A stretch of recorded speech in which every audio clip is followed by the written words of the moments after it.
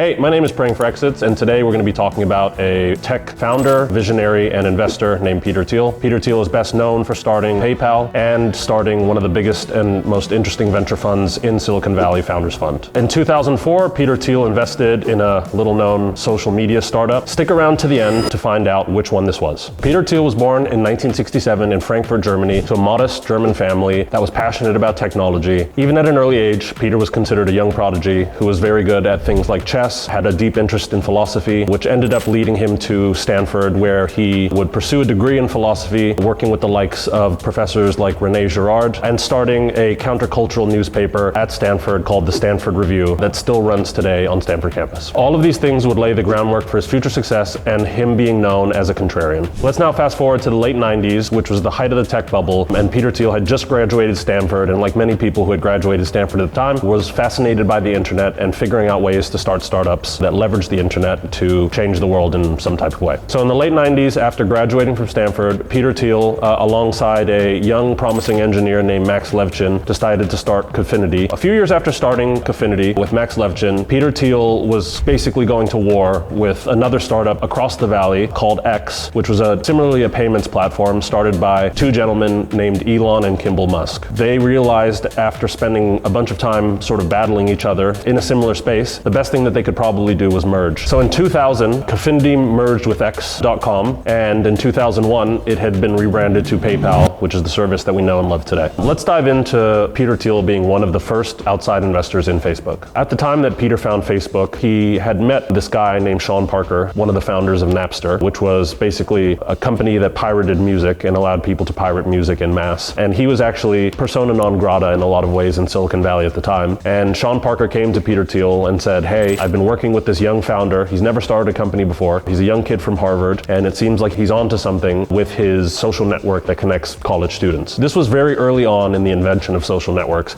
and so most people didn't really understand why people would want to connect with people on the internet, share photos, etc. And especially, a lot of people were not used to seeing extremely young founders who basically were going to drop out of college to start companies. This was not really a thing yet in Silicon Valley specifically. So Peter Thiel ended up giving Mark Zuckerberg $500,000 and incentivizing him to drop out of college. And at the time, that $500,000 bought Peter Thiel around 10% of Facebook. And this was much before Mark Zuckerberg had any institutional investors or really had a product that made any money. And so to many people, this seemed like a stupid idea at the time, but as we all know now, ended up being one of the best investments in Silicon Valley history. When Facebook ended up going public in 2012, Peter Thiel ended up making around $1 billion.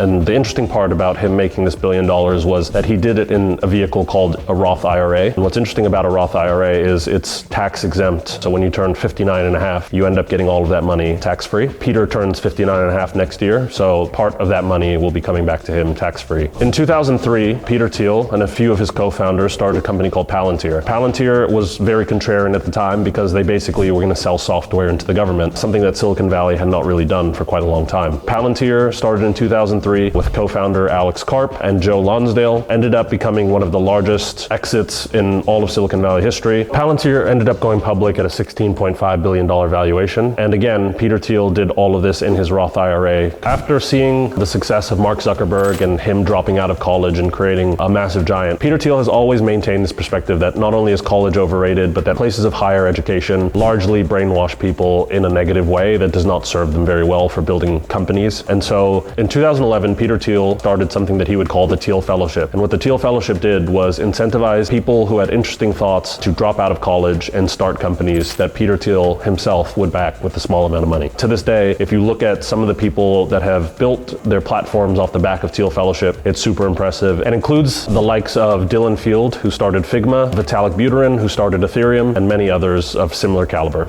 Being the next Peter Thiel is extremely difficult, but I would say what you would have to do is really focus on having individualized thought. One of the best things about Peter is that he synthesizes a lot of information, but he doesn't let that color how he thinks about things. He always has a very specific individualized way of thinking that is uniquely his. And so if you wanted to be the next Peter Thiel, you would have to basically spend most of your time having really, really individualized thought that would basically provide you a bunch of perspectives that not many other people have. Aside from starting massive companies like Palantir, which ended up being transformational to sectors like national security and healthcare, Peter Thiel also founded a venture capital fund called Founders Fund, multiple hedge funds, one being Clarium, one being Mithril and one being Thiel Capital. And he's consistently put his money where his mouth is. Founders Fund, which has been a backer of companies like Airbnb, Lyft, Spotify, SpaceX, and many other companies that you would know well. And so one of the great things about Peter is that he is constantly putting his money where his mouth is and finding these amazing young founders who are building interesting things, as well as taking massive macro bets from the hedge fund side, like owning Bitcoin since 2014 and many other things. And so that wraps up Peter Thiel, and it's a high-level look at his life and how he has consistently pushed the boundaries of innovation, both personally and professionally. And from PayPal to Palantir, he's sort of reshaped the world as we know it. As always, like, subscribe, and please in the comments, let us know who are some other entrepreneurs or investors you would like to learn more about. Thank you for tuning in. Catch you on the next one.